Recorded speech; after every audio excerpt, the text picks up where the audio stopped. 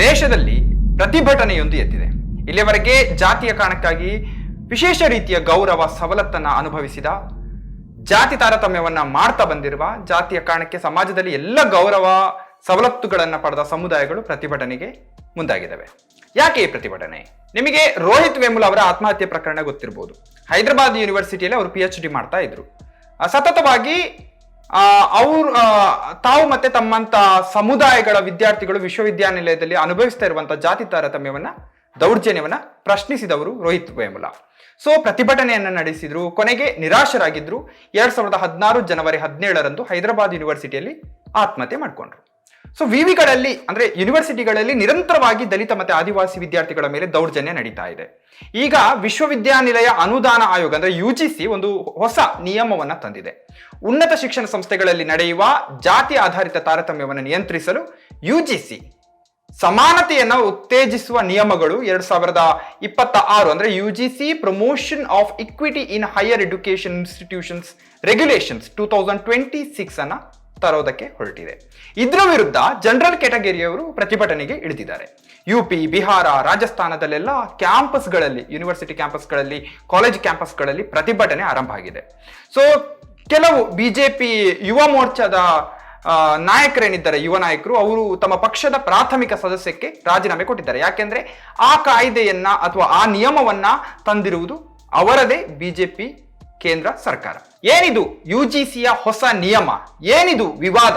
ನೋಡೋಣ. ನಾನು ಚರಣ ವರ್ನಾಡ್. ನೀವಿನ್ನು ಪೀಪಲ್ ಟಿವಿಯ ಯೂಟ್ಯೂಬ್ ಚಾನೆಲ್ಗೆ ಸಬ್ಸ್ಕ್ರೈಬ್ ಆಗದೇ ಇದ್ದಲ್ಲಿ ಈಗಲೇ ಸಬ್ಸ್ಕ್ರೈಬ್ ಆಗಿ, ಹಾಗೆ ಬೆಲ್ಲೈಕನ್ ಒತ್ತೋದಕ್ಕೆ ಮರಿಬೇಡಿ. ನಮ್ಮ ಫೇಸ್ಬುಕ್, ಇನ್ಸ್ಟಾಗ್ರಾಮ್, ಟ್ವಿಟರ್ ಪೇಜ್ಗಳನ್ನು ಫಾಲೋ ಮಾಡೋದಕ್ಕೆ ಮರಿಬೇಡಿ.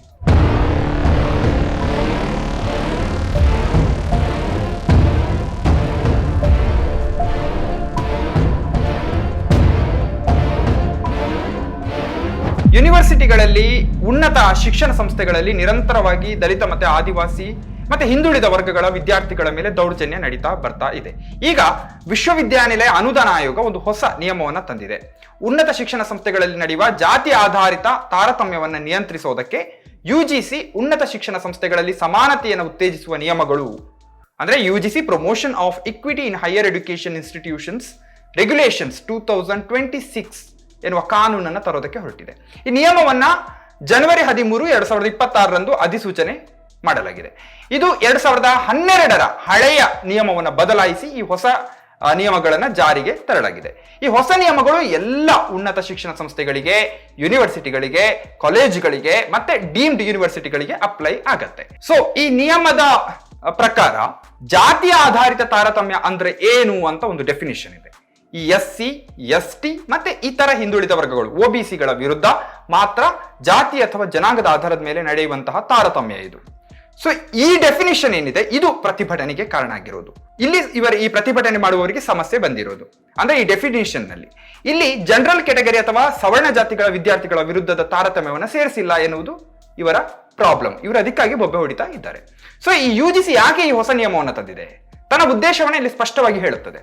ಧರ್ಮ, ಜಾತಿ, ಜನಾಂಗ, ಲಿಂಗ, ಜನ್ಮಸ್ಥಳ, ಅಂಗವಿಕಲತೆ ಇವುಗಳನ್ನು ಆಧರಿಸಿದ ತಾರತಮ್ಯವನ್ನು ನಿರ್ಮೂಲನೆ ಮಾಡುವುದು ಮತ್ತೆ ವಿಶೇಷವಾಗಿ SC, ST, OBC ಮತ್ತೆ ಆರ್ಥಿಕವಾಗಿ ಹಿಂದುಳಿದ ವರ್ಗಗಳು, ಅಂಗವಿಕಲರು ಮತ್ತೆ ಇತರರ ವಿರುದ್ಧದ ತಾರತಮ್ಯವನ್ನು ತಡೆಯುವುದು, ಉನ್ನತ ಶಿಕ್ಷಣ ಸಂಸ್ಥೆಗಳಲ್ಲಿ ಸಂಪೂರ್ಣ ಸಮಾನತೆ ಮತ್ತೆ ಸಾಮರಸ್ಯವನ್ನು ಉತ್ತೇಜಿಸುವುದು ಈ ಹೊಸ ನಿಯಮಗಳ ಉದ್ದೇಶ ಅಂತ UGC ಹೇಳಿದೆ. ಸೊ ಈ ಹೊಸ ನಿಯಮಗಳಲ್ಲಿ ಕೆಲವು ಇಂಪಾರ್ಟೆಂಟ್ ಆಗಿರುವ ಅಂಶಗಳಿದ್ದಾವೆ. ಒಂದು, ಪ್ರತಿ ಶಿಕ್ಷಣ ಸಂಸ್ಥೆಯಲ್ಲಿ ಈಕ್ವಲ್ ಆಪರ್ಚುನಿಟಿ ಸೆಂಟರ್ EDC ಅನ್ನ ರಚಿಸಬೇಕು. ಇದು ಎಲ್ಲ ದಮನಿತ ಮತ್ತೆ ಹಿಂದುಳಿದ ವರ್ಗಗಳಿಗೆ ಸಂಬಂಧಪಟ್ಟ ನೀತಿಗಳನ್ನ ಜಾರಿಗೆ ತರ್ತದೆ.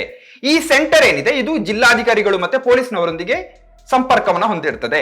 ಅಗತ್ಯ ಬಿದ್ರೆ ಅಗತ್ಯ ಇರುವವರಿಗೆ ಕಾನೂನು ಸಹಾಯವನ್ನ ಕೊಡ್ತದೆ. ಸೊ ಇದರಲ್ಲಿ 5 ಜನ ಫ್ಯಾಕಲ್ಟಿ ಮೆಂಬರ್ಗಳ ಒಂದು ತಂಡ ಇರ್ತದೆ.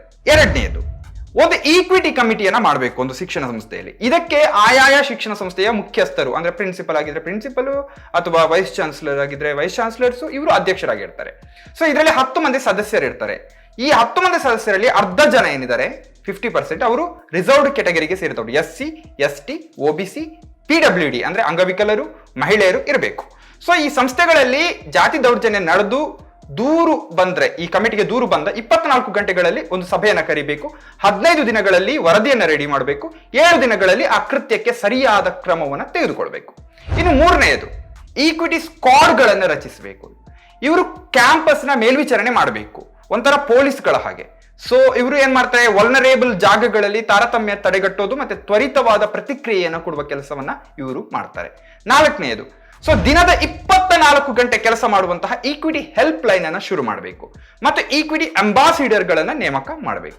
ಐದನೇದು ಏನಂದ್ರೆ ಈ ಶಿಕ್ಷಣ ಸಂಸ್ಥೆ, ಆಮೇಲೆ ವಿವಿಗಳು, ಡೀಮ್ಡ್ ಯೂನಿವರ್ಸಿಟಿಗಳು ಏನಿದಾವೆ ಇವುಗಳನ್ನೆಲ್ಲ ಈಗಾಗಲೇ ಹೇಳಿದ್ದನ್ನೆಲ್ಲ ಮಾಡಬೇಕು ಮತ್ತೆ ಅದನ್ನ UGC ಮೇಲ್ವಿಚಾರಣೆ ಮಾಡ್ತದೆ. ಇದ್ಯಾವುದನ್ನು ಒಂದು ಶಿಕ್ಷಣ ಸಂಸ್ಥೆ ಅಥವಾ ಯೂನಿವರ್ಸಿಟಿ ಮಾಡದೇ ಇದ್ರೆ ಅವುಗಳ ಫಂಡ್ ಅನುದಾನ ಕಟ್ ಆಗತ್ತೆ, ಅಲ್ಲಿಯ ಡಿಗ್ರಿ ರದ್ದು ಮಾಡುವಂತಹ ಆಪ್ಷನ್ಸ್ ಇದೆ ಮತ್ತೆ ಶಿಕ್ಷೆ ಕೂಡ ಆಗಬಹುದು. ಸೊ ಯಾಕೆ ಈ ನಿಯಮಗಳನ್ನ UGC ತಂದಿದೆ, ಅದರ ಹಿನ್ನೆಲೆಯನ್ನು ನೋಡುವ. 2019ರಲ್ಲಿ ಪಾಯಲ್ ತದ್ವಿ ಮತ್ತೆ ರೋಹಿತ್ ವೇಮುಲಾ ಅವರ ತಾಯಂದಿರು ಸಲ್ಲಿಸಿದ ಅರ್ಜಿಯಿಂದಾಗಿ ಈ ನಿಯಮಗಳು ರೂಪುಗೊಂಡಿವೆ. ರೋಹಿತ್ ವೇಮುಲಾ ಕತೆ ಈಗಾಗಲೇ ನಾನು ಹೇಳಿದೆ. 2016 ಜನವರಿ 17ರಂದು ಹೈದರಾಬಾದ್ ಯೂನಿವರ್ಸಿಟಿಯಲ್ಲಿ ಅವರು ಆತ್ಮಹತ್ಯೆ ಮಾಡಿಕೊಂಡ್ರು. ಅವರು ತಮ್ಮ ಸಾಂಸ್ಥಿಕ ಸಾವು ಮರಣ ಅಂದ್ರೆ ಇನ್ಸ್ಟಿಟ್ಯೂಷನಲ್ ಡೆತ್ ಅಂತ ಕರೆಯಲಾಗಿದೆ. ಅಂಬೇಡ್ಕರ್ ಸ್ಟೂಡೆಂಟ್ ಅಸೋಸಿಯೇಷನ್ ಬ್ಯಾನರ್ನಿಂದ, ಆ ಒಂದು ಸಂಘದ ಬ್ಯಾನರ್ನಿಂದ ನೇಣು ಬಿಗಿದುಕೊಂಡು ಅವರು ಆತ್ಮಹತ್ಯೆ ಮಾಡ್ಕೊಂಡಿದ್ರು. ಅದಕ್ಕೂ ಮುನ್ನ ಅವರು ಡೆತ್ ನೋಟ್ ಅನ್ನ ಬರೆದಿದ್ರು. ನನ್ನ ಜನ್ಮವೇ ನನ್ನ ಮಾರಕ ಅಪಘಾತ ಅಂತ ಅವರು ಬರೆದಿದ್ರು. ಇವರು ಮತ್ತೆ ಇತರ 4 ಮೇಲೆ ABP ಅವರು ದೂರನ್ನ ಕೊಟ್ಟಿದ್ರು. ಹಾಗಾಗಿ ಅವರನ್ನ ಸಸ್ಪೆಂಡ್ ಮಾಡಲಾಗಿತ್ತು. ಅಂಬೇಡ್ಕರ್ ವಿದ್ಯಾರ್ಥಿ ಸಂಘದ ಬ್ಯಾನರ್ ಅಡಿಯಲ್ಲಿ ತಮ್ಮ ಸಮುದಾಯಗಳ ಸಮಸ್ಯೆಗಳನ್ನ ಹೇಳಿಕೊಂಡೋದಕ್ಕೆ ಅವರಿಗೆ ಬರ್ತಾ ಇದ್ದಂತಹ 25,000 ಫೆಲೋಶಿಪ್ ಅನ್ನ ಕೂಡ ನಿಲ್ಲಿಸಲಾಗಿತ್ತು, ಸಸ್ಪೆಂಡ್ ಮಾಡಲಾಗಿತ್ತು. ಈ ABP ಅವರು ಇವರ ಮೇಲೆ ಕೊಟ್ಟಿರುವ ದೂರನ್ನ ಕೇಂದ್ರ ಸಚಿವ ಬಂಡಾರು ದತ್ತಾತ್ರೇಯ ಮತ್ತೆ ಆಗಿನ HRD ಸಚಿವೆ ಸ್ಮೃತಿ ಇರಾನಿ ಅವರಿಗೆ ಕಳಿಸಲಾಗಿತ್ತು. ಸೊ ಹೀಗೆ ಇದರಿಂದಾಗಿ ಅವರನ್ನ ಸಸ್ಪೆಂಡ್ ಮಾಡಿದ್ರು, ಅವರ ಫೆಲೋಶಿಪ್ ಅನ್ನ ನಿಲ್ಲಿಸಿದ್ರು. ವ್ಯವಸ್ಥಿತವಾಗಿ ಇಡೀ ವ್ಯವಸ್ಥೆ ಒಬ್ಬ ವಿದ್ಯಾರ್ಥಿಯ ಮತ್ತೆ ಭವಿಷ್ಯದ ನಾಯಕನ ಸಾವಿಗೆ ಕಾರಣ ಆಯಿತು. ಎರಡನೇದು ಏನಂದ್ರೆ ಪಾಯಲ್ ತಡ್ವಿ ಅವರ ಮರಣ. ಇವರು ತದ್ವಿ ಬಿಲ್ ಆದಿವಾಸಿ ಮುಸ್ಲಿಂ ಸಮುದಾಯದವರು. ಸೊ 2019 ಮೇ 22ರಂದು ಮುಂಬೈನ ನೈರ್ ಹಾಸ್ಪಿಟಲ್ ನಲ್ಲಿ ಆತ್ಮಹತ್ಯೆ ಮಾಡಿಕೊಂಡ್ರು. ಅವರ 3 ಸವರ್ಣ ಜಾತಿಯ ಸೀನಿಯರ್ಗಳು ಇವರಿಗೆ ಜಾತಿ ನಿಂದನೆಯನ್ನ ಮಾಡಿದ್ರು, ನಿರಂತರವಾಗಿ ಅವಮಾನವನ್ನ ಹಿಂಸೆಯನ್ನ ಕೊಟ್ಟಿದ್ರು. ಅವರು ಆ ನೋವಿನಿಂದಾಗಿ ಅವರು ಆತ್ಮಹತ್ಯೆಯನ್ನ ಮಾಡ್ಕೊಂಡ್ರು. ಸೊ ಈ ಪಾಯಲ್ ಮತ್ತೆ ರೋಹಿತ್ ವೇಮುಲಾ ಅವರ ತಾಯಂದಿರು ಸಲ್ಲಿಸಿದ ಅರ್ಜಿಯಿಂದಾಗಿ UGC ಈ ನಿಯಮಗಳನ್ನ ತಂದಿದೆ. ಈ ನಿಯಮಗಳ ವಿರುದ್ಧ ಈಗ ಸವರ್ಣ ಜಾತಿಗಳ ವಿದ್ಯಾರ್ಥಿಗಳು ಪ್ರತಿಭಟನೆಗಿಳಿದಿದ್ದಾರೆ. ಕ್ಯಾಂಪಸ್ ನಲ್ಲಿ ಅರಾಜಕತೆಯನ್ನು ಉಂಟು ಮಾಡಬಹುದು ಈ ನಿಯಮಗಳು, ಹೊಸ ನಿಯಮಗಳು ಅನ್ನೋದು ಅವರ ವಾದ. ಸೊ UGC ತಾರತಮ್ಯವನ್ನ ನಿಲ್ಲಿಸಲಿ ಅಂತ ಬ್ಯಾನರ್ ಹಿಡಿದುಕೊಂಡು ಅವರು ಗೋಗರಿತಾ ಇದ್ದಾರೆ. ತಮ್ಮ ಮೇಲೂ ಜಾತಿ ದೌರ್ಜನ್ಯ ಆಗ್ತದೆ, ತಮ್ಮನ್ನೂ ಸೇರಿಸಿ ಆ ನಿಯಮದಲ್ಲಿ ಅಂತ ಅವರ ಅಳಲಾಟ. ಇವರಿಗೆ ಯಾಕೆ ಭಯ? ಈ ನಿಯಮಗಳನ್ನ ತಮ್ಮ ಮೇಲೆ ಯಾರಾದ್ರೂ ದುರ್ಬಳಕೆ ಮಾಡಬಹುದು ಅನ್ನುವುದು ಇವರ ಭಯ. ಯಾಕೆ ಈ ಭಯ?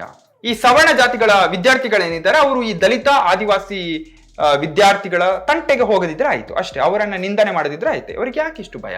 ಪ್ರತಿ ಬಾರಿ ಜಾತಿ ಶ್ರೇಷ್ಠತೆ ಎಂಬ ಮಾನಸಿಕ ರೋಗವನ್ನ ತೋರಿಸಿಕೊಳ್ಳುವವರಿಗೆ ಜಾತಿ ತಾರತಮ್ಯದ ವಿರುದ್ಧ ಕಾನೂನು ಬಂದ್ರೆ ಯಾಕೆ ಇಷ್ಟು ಭಯ? ಸೊ 2019ರಿಂದ 2021ರವರೆಗೆ ಕೇಂದ್ರ ವಿಶ್ವವಿದ್ಯಾನಿಲಯಗಳು ಅಂದ್ರೆ central university, IIT, IIM, NIT, ISIR ಇವುಗಳಲ್ಲೆಲ್ಲ 98 ಮಂದಿ ದಲಿತ ಮತ್ತೆ ಬಹುಜನ ಆದಿವಾಸಿ ವಿದ್ಯಾರ್ಥಿಗಳು ಆತ್ಮಹತ್ಯೆ ಮಾಡ್ಕೊಂಡಿದ್ದಾರೆ. 2014ರಿಂದ 2021ರವರೆಗೆ ನಡೆದ 122 ಆತ್ಮಹತ್ಯೆಗಳಲ್ಲಿ 55% ವಿದ್ಯಾರ್ಥಿಗಳು ಹಿಂದುಳಿದ ವರ್ಗಗಳಿಂದ ಬಂದ ವಿದ್ಯಾರ್ಥಿಗಳು. ಇದು 2023ರಲ್ಲಿ ರಾಜ್ಯಸಭೆಗೆ ಕೊಟ್ಟಿರುವಂತಹ ಮಾಹಿತಿ. ಸೊ ಇನ್ನೊಂದು ಮಾಹಿತಿಯ ಪ್ರಕಾರ 2014ರಿಂದ 2021ರವರೆಗೆ ಟಾಪ್ ಇನ್ಸ್ಟಿಟ್ಯೂಷನ್ಗಳು ಮತ್ತೆ ಸೆಂಟ್ರಲ್ ಯೂನಿವರ್ಸಿಟಿಗಳಲ್ಲಿ 122 ಮಂದಿ ಸ್ಟೂಡೆಂಟ್ಗಳು ಆತ್ಮಹತ್ಯೆ ಮಾಡ್ಕೊಂಡಿದ್ದಾರೆ. ಇವರಲ್ಲಿ 68 ಮಂದಿ ಅಂದ್ರೆ 55% ವಿದ್ಯಾರ್ಥಿಗಳು ಹಿಂದುಳಿದ ವರ್ಗಗಳಿಗೆ ಸೇರಿದಂತ ವಿದ್ಯಾರ್ಥಿಗಳು, 24 ಜನ SCಗಳು, 3 STಗಳು, 41 ಜನ OBCಗಳು. ಇದು 2021ರಲ್ಲಿ ಲೋಕಸಭೆಗೆ ಕೊಟ್ಟಿರುವಂತ ಮಾಹಿತಿ. ಸೊ ಇನ್ನು UGC ಏನಿದೆ ಅದು ಪಾರ್ಲಿಮೆಂಟಿನ ಪೆನೆಲ್ಗೆ ಮತ್ತೆ ಸುಪ್ರೀಂ ಕೋರ್ಟ್ಗೆ ಒಂದು ಡೇಟಾವನ್ನ ಕೊಟ್ಟಿದೆ. ಈ ಡೇಟಾದ ಪ್ರಕಾರ ಈ ಜಾತಿ ತಾರತಮ್ಯ ದೌರ್ಜನ್ಯಕ್ಕೆ ಸಂಬಂಧಪಟ್ಟಂತಹ ದೂರುಗಳ ಸಂಖ್ಯೆ ಏನಿದೆ ಅದು 2019ರಿಂದ 2020ರವರೆಗೆ ಅಂದ್ರೆ 2019-20ರಲ್ಲಿ ಅದು 173 ಇತ್ತು. ಆ ಸಂಖ್ಯೆ 2023-24ರಲ್ಲಿ 378ಕ್ಕೆ ಏರಿದೆ. ಅಂದ್ರೆ 118.4% ಹೆಚ್ಚಳವಾಗಿದೆ. UGCಗೆ 704 ವಿಶ್ವವಿದ್ಯಾನಿಲಯಗಳು, 1553 ಕಾಲೇಜುಗಳಿಂದ ಒಟ್ಟು 1160 ದೂರುಗಳು ಬಂದಿವೆ. ಹೀಗಿರುವಾಗ UGC ಅಪರೂಪಕ್ಕೆ ಏನೋ ಒಂದು ಒಳ್ಳೆಯದನ್ನು ಮಾಡೋದಕ್ಕೆ ಹೊರಟಿದೆ.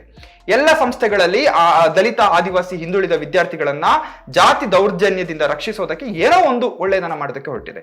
ಕೇಂದ್ರದ ಬಿಜೆಪಿ ಸರ್ಕಾರ ಏನಿದೆ ಅದು ಅಪರೂಪಕ್ಕೆ ಮಾಡಿದಂತ ಒಳ್ಳೆ ಕೆಲಸ ಇದು. ಆದ್ರೆ ಇದರ ವಿರುದ್ಧ ಸವರ್ಣರು ಪ್ರತಿಭಟನೆಗೆ ಇಳಿದಿದ್ದಾರೆ. UP, ರಾಜಸ್ಥಾನ, ಬಿಹಾರ ಇಲ್ಲೆಲ್ಲ ಕ್ಯಾಂಪಸ್ಗಳಲ್ಲಿ ಅವರು ಪ್ರತಿಭಟನೆ ಶುರು ಮಾಡಿದ್ದಾರೆ. ಸುಪ್ರೀಂ ಕೋರ್ಟ್ನಲ್ಲಿ PL ಹಾಕಿದ್ದಾರೆ. ಈ ನಿಯಮಗಳು ದುರುಪಯೋಗ ಆಗದಂತೆ ನಾವು ನೋಡ್ಕೊಳ್ತೇವೆ, ನೀವು ಹೆದರಬೇಡಿ ಅಂತ ಕೇಂದ್ರ ಸಚಿವ ಧರ್ಮೇಂದ್ರ ಪ್ರಸಾದ್ ಹೇಳ್ತಾ ಇದ್ದಾರೆ. ಕೆಲವು ಬಿಜೆಪಿ ಯುವ ಮೋರ್ಚಾದ ನಾಯಕರು ತಮ್ಮ ಪಕ್ಷದ ಪ್ರಾಥಮಿಕ ಸದಸ್ಯತ್ವಕ್ಕೆ ರಾಜೀನಾಮೆಯನ್ನು ಕೊಟ್ಟಿದ್ದಾರೆ.